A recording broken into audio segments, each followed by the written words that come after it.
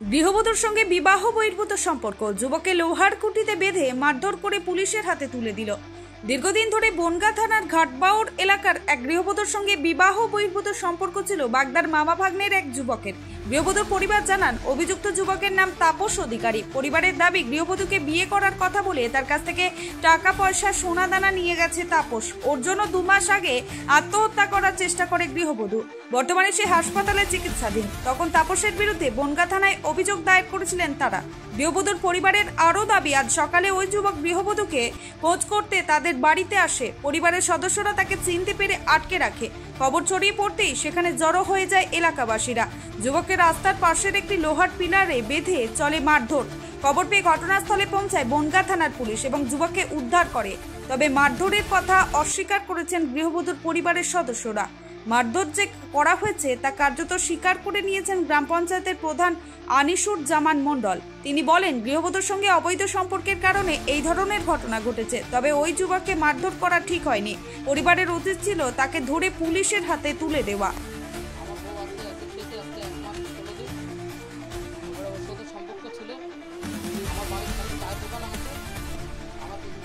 আজকে দিয়েছে বাড়ির ভিতরে রাস্তা আছে, আমার বারান্দায় উঠে গেছে। যখন মা ফোন করেছে, উঠো পাটা করে এসে ধরেছি, ধরে বলতে আজকে রাখা হয়েছে না, মাছের কিছু করা হয়েছে।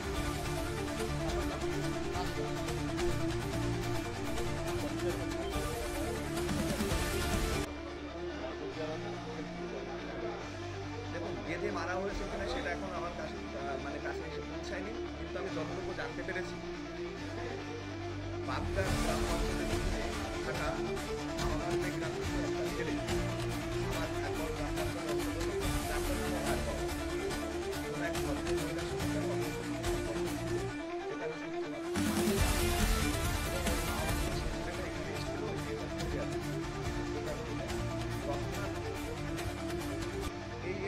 এদের পরিবারের যারা বাকি সদস্য ছিল তারা আটটায় এবং শুনেছি যেটা ওকে বসে রেখে এবং এদের এটা উচিত হয়নি, কারণ আইনের মধ্যে চলবে।